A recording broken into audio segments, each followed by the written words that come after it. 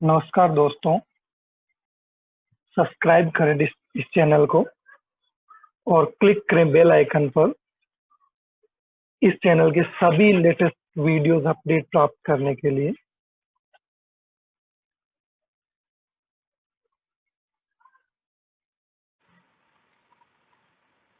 आज का हमारा टॉपिक है डेटा मॉडल्स। डेटा मॉडल्स क्या होते हैं, कौन कौन से होते हैं, क्या इनकी हिस्ट्री है और हम हमारे सिलेबस में कौन कौन से डेटा मॉडल्स पढ़ने वाले हैं, इन सब के बारे में आज डिस्कस करेंगे।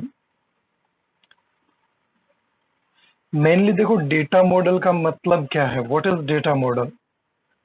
डेटा आप जानते हो क्या होता है। मॉडल का मतलब किसी चीज को डिजाइन, किसी पर्टिकुलर थिंग का कोई डिजाइन या उसका अरेंजमेंट है ना, या उसका स्ट्रक्चर, इस टाइप की थिंग्स को अपने मॉडल्स बोलते हैं, है ना।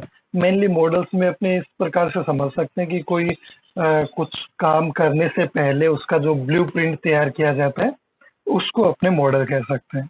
ठीक है, तो यहाँ पे देखो डेटा मॉडल क्या होगा, a set of concepts to describe, concepts का एक सेट जो कि कुछ डिस्क्राइब करे।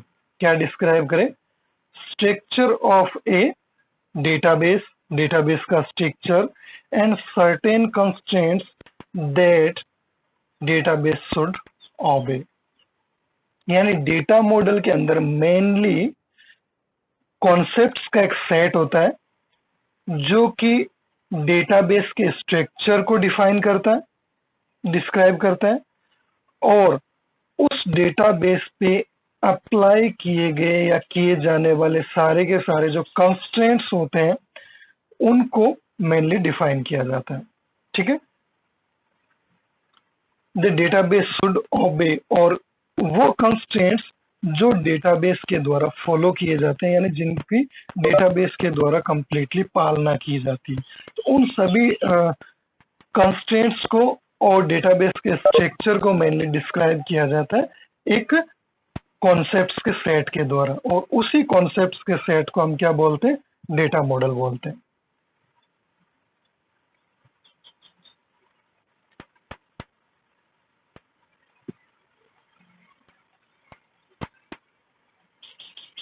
नेक्स्ट अगर अपने बात करें categories of data models, data models की कौन कौन सी कैटेगरीज होती है। ठीक है, तो first is conceptual and second is physical and third is implementable. ठीक है, तो हम तीन यहाँ पे कैटेगरीज मेनली लेकर चलते हैं डेटा मॉडल्स के लिए। सबसे पहले हम डिस्कस करते हैं कॉन्सेप्चुअल के बारे में।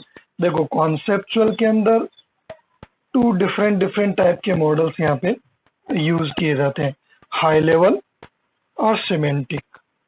ठीक है, कॉन्सेप्चुअल डेटा मॉडल जो है वो या तो हाई लेवल डेटा मॉडल्स हो सकते हैं या आपके सिमेंटिक डेटा मॉडल्स हो सकते हैं। इनकी क्या विशेषताएं होती है? देखो, provide concepts that are close to the way many users perceive data. यानी मेनली ये किस टाइप के कॉन्सेप्ट्स प्रोवाइड करवाते हैं? इस टाइप के कॉन्सेप्ट्स जो कि क्लोज हो, किसके क्लोज हो? मैनी यूजर्स, यानी यूजर्स जो चीजें यूज कर सकते हैं, जिन चीजों से फैमिलियर होते हैं। तो इस टाइप के मॉडल्स जो बनाए जाते हैं वो एक्चुअली इस टाइप के बनाए जाते हैं जो यूजर फ्रेंडली ज्यादा हो, है ना। Close to the way many users perceive, जो बहुत सारे यूजर मेनली उसको इजीली परफॉर्म कर पाए, या बहुत सारे यूजर जो मतलब कहते हैं ना कि जो लोगों की जितनी डिमांड होती है उसके अकॉर्डिंग ही हमें सिस्टम डेवलप करना चाहिए, है ना। तो ये उस टाइप के मॉडल्स हैं जो ज्यादा से ज्यादा यूजर डिमांड को कॉन्सेंट्रेट करती है। ऑल्सो कॉल्ड एंट्री बेस्ड और ऑब्जेक्ट बेस्ड डेटा मॉडल। ठीक है, एंट्री बेस्ड क्यों कहते हैं? क्योंकि ये यूजर फ्रेंडली है, यूजर से इंटरफेस करती है, इसलिए इनको एंट्री बेस्ड हम बोलते हैं। ठीक है, और ऑब्जेक्ट बेस्ड डेटा मॉडल्स भी आप इसको बोल सकते हो। क्योंकि ये पर्टिकुलर ऑब्जेक्ट सेंट्रिक होते हैं, ठीक है, पर्टिकुलर ऑब्जेक्ट्स के लिए वर्क करते हैं। नेक्स्ट कैटेगरी हमारे आते हैं फिजिकल, ठीक है। तो फिजिकल के अंदर मेनली आपके लो लेवल आएंगे। लो लेवल क्यों आएंगे? क्योंकि देखो कॉन्सेप्चुअल तो क्या है कि यूजर इंटरफेस बेस्ड होते हैं, इसलिए यहाँ पे लो लेवल लैंग्वेजेस यूज की जाती है, एप्लीकेशंस डेवलप की जाती हैं, जो एप्लीकेशन इंटरफेस होता है तो वो mainly low level high level languages में होती है। बट फिजिकल जो है उससे यूजर का कोई लेना देना नहीं होता है ना। There is no user interface, only system interface होता है वहाँ पे। तो वहाँ पे हम जो डिजाइनिंग होती है, मेनली जो डेवलपमेंट होता है वो लो लेवल है ना लैंग्वेजेस में होता है। और इसको इंटरनल भी हम बोलते हैं क्योंकि ये यूजर से पूरी तरह से कट ऑफ होता है, यूजर से कोई इसका लेना देना नहीं होता, there is no user interface. तो इन अगर डेटा मॉडल्स की बात करें तो देखो क्या प्रोवाइड करवाते हैं, provide concepts that describe detail of how data is stored in a computer. इसके अंदर मेनली इस चीज को कॉन्सेंट्रेट किया जाता है कि जो डेटा एक्चुअली हमारे पास अवेलेबल है उनको स्टोर कैसे करवाया जाता है, ये इंपॉर्टेंट थिंग है ध्यान रखना। कॉन्सेप्चुअल में तो क्या था कि यूजर्स जो है वो यूज कैसे कर सकते हैं इजी से इजी, और फिजिकल के अंदर क्या है कि जो डेटा है उसको इंटरनली स्टोर कैसे करवाया जा सकता है, ठीक है। और नेक्स्ट है अपना इम्प्लीमेंटेबल ना, इम्प्लीमेंटेशन जो है उसको हम रिप्रेजेंटेशनल डेटा मॉडल के नाम से भी जानते हैं। तो ये कैटेगरी जो है इसके अंदर मेनली देखो क्या किया जाता है, प्रोवाइड कॉन्सेप्ट्स, किस प्रकार के कॉन्सेप्ट्स प्रोवाइड करवाए जाते हैं, fall between the about to balancing users view with in with some computer storage detail. यानी ये कॉन्सेप्चुअल और फिजिकल दोनों के बीच का काम करते हैं। किस प्रकार से? ये रिप्रेजेंटेशनल मॉडल होते हैं, ये मेनली रिप्रेजेंट करने का काम करते हैं। रिप्रेजेंट का मतलब डायरेक्टली यूजर भी हो गया, यूजर्स के लिए जो रिप्रेजेंटेशन होता है, ठीक है। और इसके साथ साथ ये स्टोरेज में भी रिप्रेजेंट का काम करते हैं, ठीक है। तो ये storage as well as users दोनों से इंटरेक्ट करते हैं और दोनों से ही मेनली कनेक्टेड रहते हैं।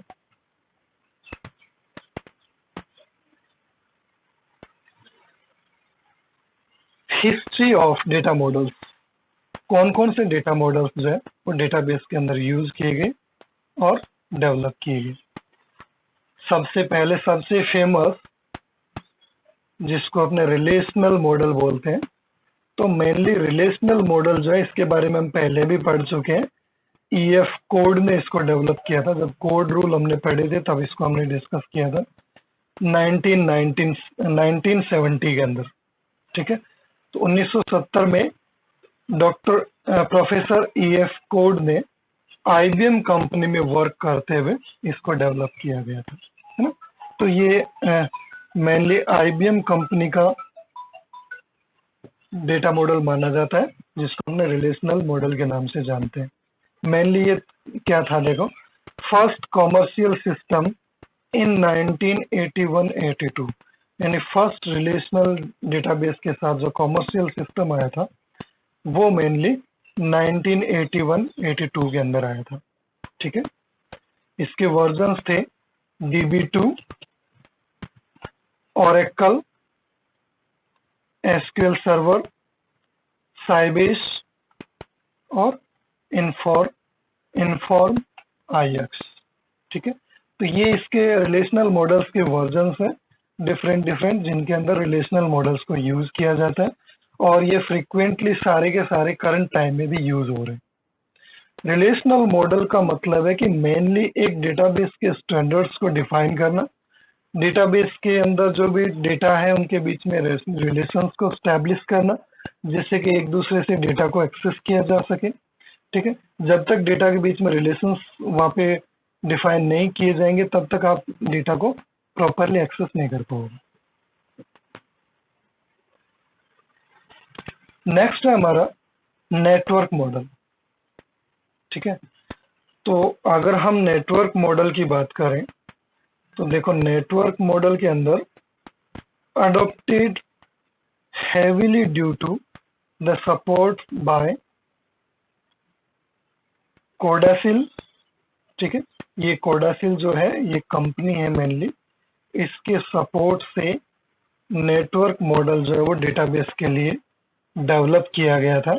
और ये मेनली नेटवर्क मॉडल जो है वो हम इस प्रकार के ऑर्गेनाइजेशंस में यूज करते हैं जहाँ पे डिफरेंट डिफरेंट ब्रांचेज हो और हमें पर्टिकुलर एक नेटवर्क की रिक्वायरमेंट रहती है ना। डेटाबेस जो है वो एक तो सिंगल कंपनी के अंदर यूज किया जाता है उस कंपनी के डेटाबेस को मैनेज करने के लिए, और एक होता है कि आपकी अलग अलग सिटीज में ब्रांचेज हैं और आप चाहते हो कि एक ही डेटाबेस आपको कंप्लीट ऑर्गेनाइजेशन को हैंडल करने के लिए चाहिए, तो वहाँ पे हमें नेटवर्क जो मॉडल है उसकी रिक्वायरमेंट रहती है। तो मेनली इसके अंदर जो फर्स्ट जो वर्जन था उसका नाम था DBTG। ठीक है, जो कि 1971 के अंदर डेवलप किया गया था, यानी रिलेशनल मॉडल के एक साल बाद। उसके बाद IDMS जो है उसके द्वारा कंपनी के द्वारा एक मॉडल दिया गया जो कि क्लिएंट नाउ CA के नाम से फेमस हुआ था। और उसके बाद DBMS 1100 इसने यूनिसिस नाम का एक नेटवर्क मॉडल दिया।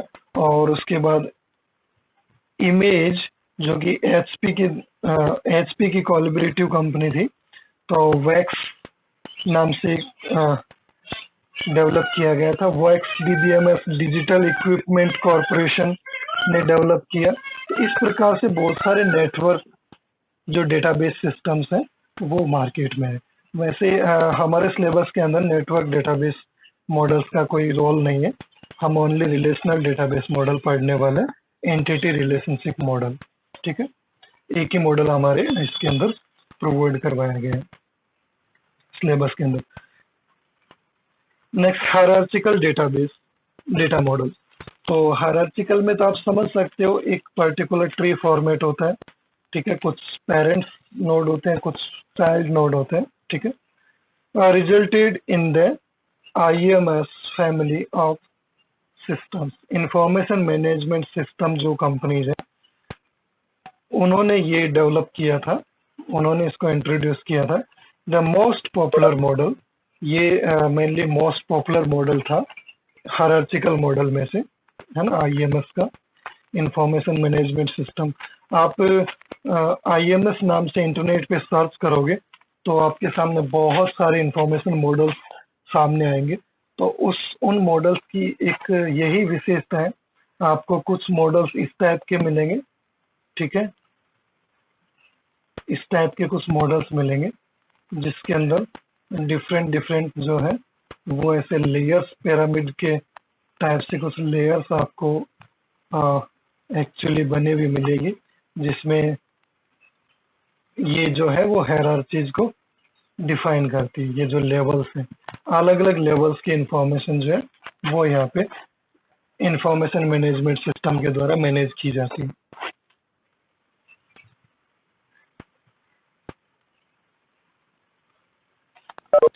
ऑब्जेक्ट ओरिएंटेड डेटा मॉडल, ये आपके सिलेबस में थोड़ा सा इंट्रोड्यूस किया गया है। ऑब्जेक्ट ओरिएंटेड डेटा मॉडल हम पढ़ने वाले हैं। ठीक है, तो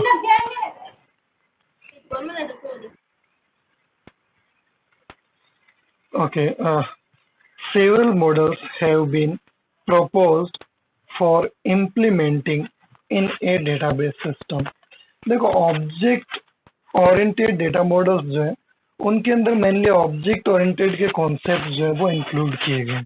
ऑब्जेक्ट ओरिएंटेड के अंदर अगर आप बात करते हो तो आपने जैसे C++ के अंदर बहुत सारे ऑब्जेक्ट ओरिएंटेड फीचर्स को डिस्कस किया है, जैसे abstraction, more secure, encapsulation, classes, objects, आपके पॉलीमॉर्फिज्म, जहाँ पे हम ओवरलोडिंग कॉन्सेप्ट को डिस्कस करते हैं, देन इनहेरिटेंस। तो ये सब ऑब्जेक्ट ओरिएंटेड कॉन्सेप्ट्स हैं जिनको यहाँ पे डेटाबेस के अंदर इंक्लूड किया गया। इसमें मेनली डिफरेंट इतना ही है कि हेलो दोस्तों, चैनल को सब्सक्राइब करना ना भूलें, वीडियो को लाइक करें, शेयर करें और बने रहें आपके अपने चैनल पॉसिबल नॉलेज के साथ इसी तरह के लेटेस्ट वीडियोस पाने के लिए। धन्यवाद।